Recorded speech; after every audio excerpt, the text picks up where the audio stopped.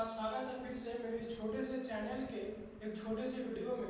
तो दोस्तों आज हम लोग सीखने वाले हैं क्लास 10वीं का मैथ और चैप्टर नंबर 1 जिसका नाम है वास्तविक संख्याएं, यानी कि इंग्लिश में हम लोग उसको बोलते हैं रियल नंबर बोलते हैं।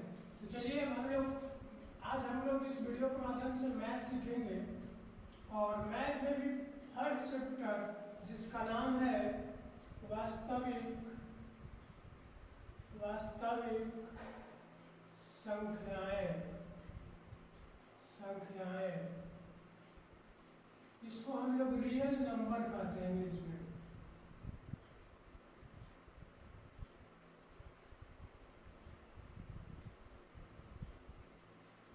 ठीक है, तो हम लोग सीखेंगे रियल नंबर यानी कि वास्तविक संख्या के बारे में।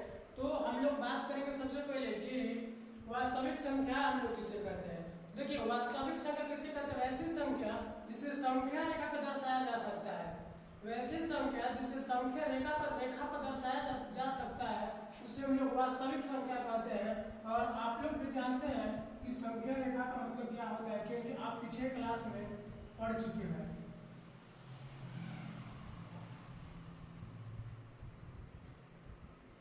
देखिए यही संख्या रेखा है हम लोग का। तो ऐसी संख्या जिसे संख्या रेखा पर दर्शाया जा सकता है उसे हम लोग वास्तविक संख्या कहते हैं। और साथ ही जिसमें परिमेय संख्या और अपरिमेय संख्याएं भी शामिल होती है उसे हम लोग वास्तविक संख्या कहते हैं, जिसमें परिमेय संख्या भी शामिल होगा और अपरिमेय संख्या भी शामिल होगा।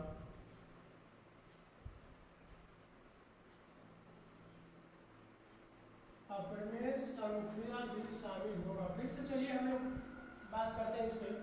वास्तविक संख्या उसे कहते हैं जिसे संख्या रेखा पर दर्शाया जा सकता है। और उसके बाद में इसके अलावा क्या बोलते हैं हम लोग कि जो वास्तविक संख्या परिमेय संख्या और अपरिमेय संख्याओं का संग्रह है, यानी कि बोल सकते हैं जिसमें परिमेय संख्या और अपरिमेय संख्या भी शामिल हो उसे हम लोग वास्तविक संख्या कहते हैं। अब हम लोग बात करेंगे कि परिमेय संख्या किसे कहते हैं। तो देखिए वैसी संख्या जिसे p/q के रूप में लिखा जा सकता है उसे हम लोग परिमेय संख्या कहते हैं। और वैसी संख्या जिसे p/q के रूप में नहीं लिखा जा सकता है उसे हम लोग अपरिमेय संख्या कहते हैं। और इस देखिए इससे काफी सारा इससे क्या बनता है, ऑब्जेक्टिव प्रश्न बनता है एग्जाम में। जैसे आपसे पूछा जाएगा कि बताइएगा परिमेय संख्या है कि अपरिमेय संख्या है, बात समझ पा रहे हैं। तो देखिए एक और इसमें एक और यही बात है, जिसका वर्गमूल निकल जाएगा पूरी तरह से, जिसका पूर्ण वर्गमूल निकल जाएगा वो परिमेय संख्या होगा और जिसका नहीं निकलेगा पूर्ण वर्गमूल वो अपरिमेय संख्या हो जाएगा। चलिए हम एग्जांपल ले लेते हैं। Option number A, option number B, मतलब दो ऐसे है। ठीक है, तो देखिए 36 का वर्गमूल 6 होगा और इसका वर्गमूल पॉसिबल है नहीं, क्योंकि पूर्ण रूप से इसका वर्गमूल नहीं निकलेगा। इसका वर्गमूल कैसे नहीं निकलेगा चलिए हम आपको बताते हैं। जैसे 20 को आप तोड़ सकते हैं 2 × 2 × 5, तो यहाँ तक तो ठीक है। 2 2 1 4 4 का वर्गमूल 2 कर लीजिएगा और रूट अंडर 5, तो 2√5 आ गया। यानी 2 तो ठीक है लेकिन 5 तो रूट में है, इसीलिए इसको p/q के रूप में नहीं लिख सकते हैं। तो जो 2√5 जो है यानी रूट अंडर 20 जो है अपरिमेय संख्या हो जाएगा। लेकिन रूट जो 36 है जिसका वर्गमूल पूर्ण रूप से निकल चुका है 6, वो परिमेय संख्या क्यों, क्योंकि हम 6 को 6 लिख सकते हैं लेकिन इसको बटा में हम नहीं लिख सकते क्योंकि रूल गलत हो जाएगा। बात समझ पा रहे हैं। तो ऐसी संख्या जिसे p/q के रूप में लिखा जाता है उसे परिमेय संख्या कहते हैं। और वैसी संख्या जिसे p/q के रूप में नहीं लिखा जाता है उसे हम लोग अपरिमेय संख्या कहते हैं। चलिए आप लोग आशा करते हैं कि आप लोग समझ गए होंगे।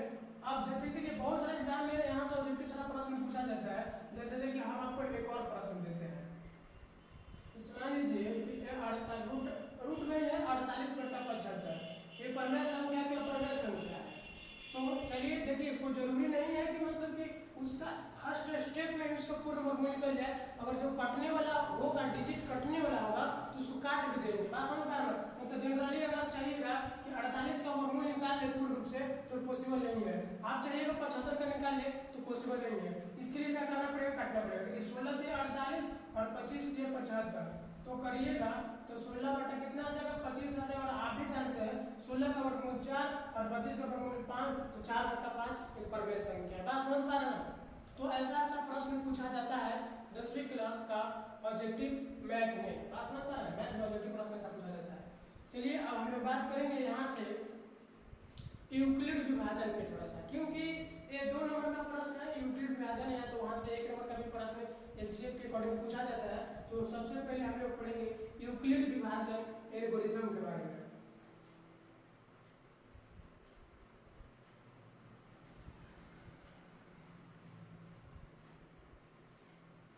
चलिए देखिए यूक्लिड विभाजन एल्गोरिथम के बारे में हम लोग देखते हैं। पहले नाम लिखते हैं हम लोग यूक्लिड विभाजन एल्गोरिथम। यूक्लिड विभाजन एल्गोरिथम। देखिए यूक्लिड जो है ना, मतलब कि बोल सकते हैं कि मैथ का मतलब अच्छा खासा नॉलेजेबल इंसान का नाम है। बात समझ पा रहे ना, यूक्लिड यानी कि मैथ का एक अच्छे खासे मतलब रख चुके हैं, मतलब ज्ञाता है, तो बोल सकते हैं हम लोग कि। और यूक्लिड नाम है विभाजन एल्गोरिथम एक प्रोसेस का नाम है। बात समझ पा रहे ना। जैसे देखिए हम बताते हैं आपको यूक्लिड विभाजन एल्गोरिथम, और यहाँ से प्रश्न पूछा जाता है, और हम लोग का शुरू चुप रही है, और शुरू में भी मैथ भी यही आता है हम लोग का।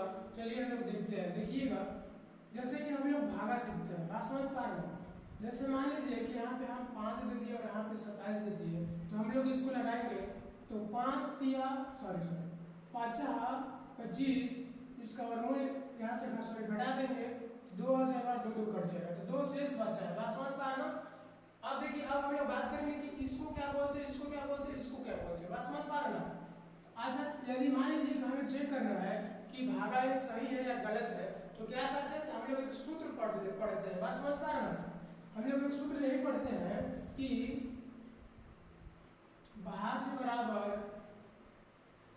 भाजक गुने भागफल प्लस शेषफल। ये हम लोग पीछे वाले क्लास में सीख चुके रहते हैं कि भाज्य बराबर भाजक गुने भागफल प्लस का शेषफल।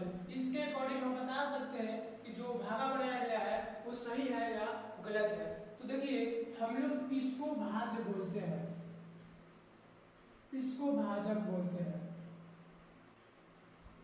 और इसको भागफल बोलते हैं, और इसको शेषफल बोलते हैं। बात समझ पा रहे हैं। तो देखिए चलिए भाज लिखा हुआ है, तो भाज हम लोग का कितना है 27 है, तो लिखेंगे 27 इक्वल है, तो इक्वल देंगे।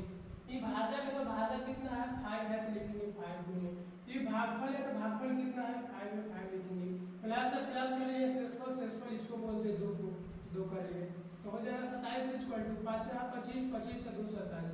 आप देख सकते हैं दोनों में इक्वल आ गया। बात समझ पा रहे हैं। तो हम बोल सकते हैं कि जो भागा बनाया गया है वो बिल्कुल सही है। तो इस ऐसा ही कुछ करके यूक्लिड जो है हम लोगों का मतलब कि एक सूत्र आया है, जैसे कि हम आपको पहले इसके माध्यम से बताते हैं। यहाँ पे वो मतलब कि ए को रखा गया है, यहाँ पे बी को रखा गया है, और यहाँ पे क्यू को, और जो इधर शेष बचता है उसको आर बोला जा रहा है।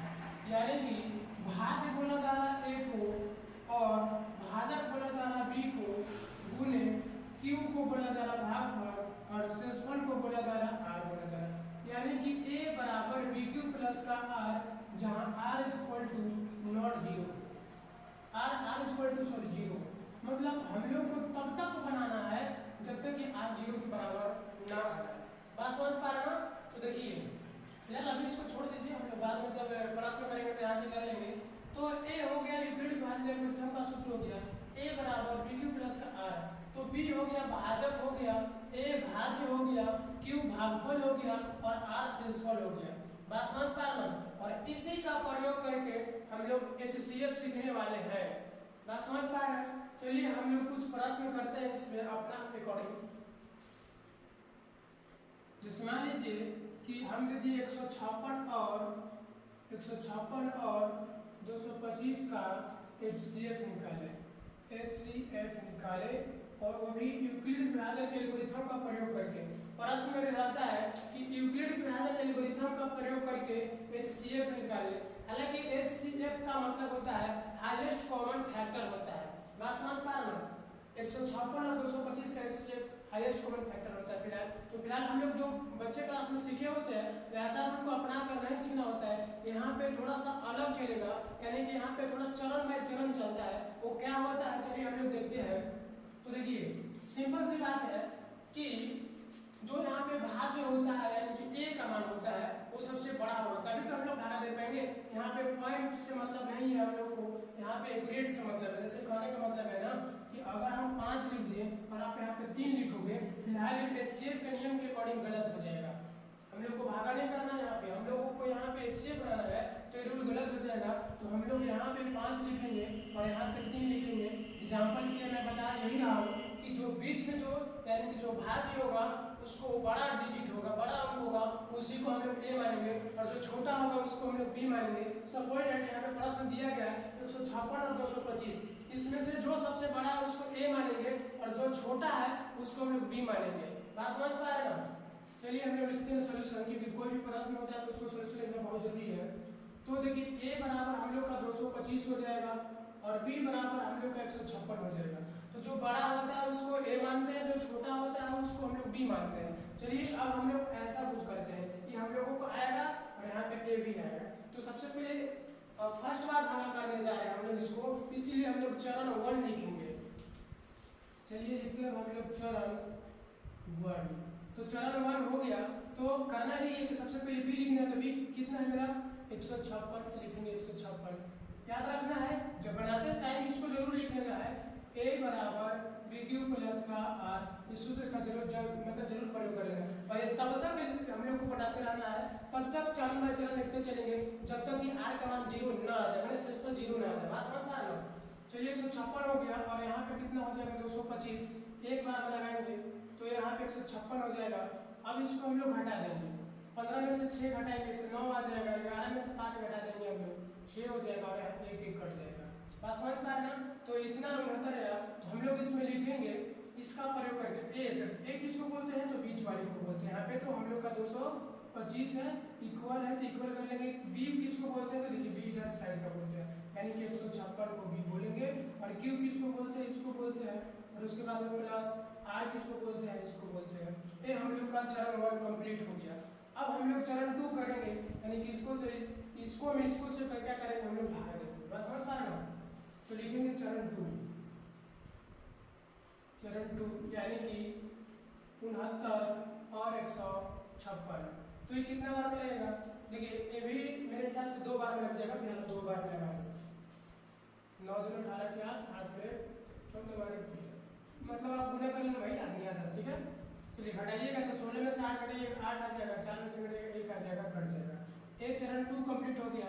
और यहाँ पे आप लिख सकते हैं r = नॉट 0, क्योंकि r हम लोग का अभी 0 नहीं आ रहा है। समझ पा रहे हैं? यहाँ पे लिख दीजिए r = नॉट 0। ठीक है, तो अब क्या करेंगे हम लोग चरण 2 में पहले ऐसा लिखना पड़ेगा, यानी कि 156।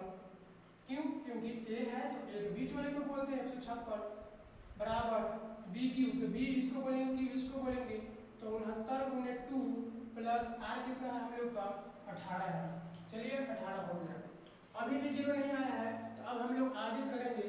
आगे क्या करेंगे, चरण हम लोग 3 करने वाले हैं। तो देखिए चरण 3 में हो जाएगा 18 और 69। तो इसको भागा लगाइएगा तो 18 तिया 54 बार में लगेगा, और यहाँ से घटाइएगा तो 5 और 1 आ जाएगा। बात समझ पा रहे हैं? तो यहाँ भी अभी हम लोग का 0 नहीं है, तो r = हम लोग नॉट 0 लिखेंगे और लिखेंगे 69 = 18 × 3 प्लस का 15, यानी कि भाजक गुणे भागफल प्लस का शेषफल लिखा गया। ठीक है, चलिए अब हम लोग चरण 4 करने वाले हैं। चरण 4 तो कितना हो जाएगा, 15 हो जाएगा और 18 में भागा देंगे, एक बार लगाएंगे हम लोग 15 आएगा, घटा देंगे 3 आ जाएगा।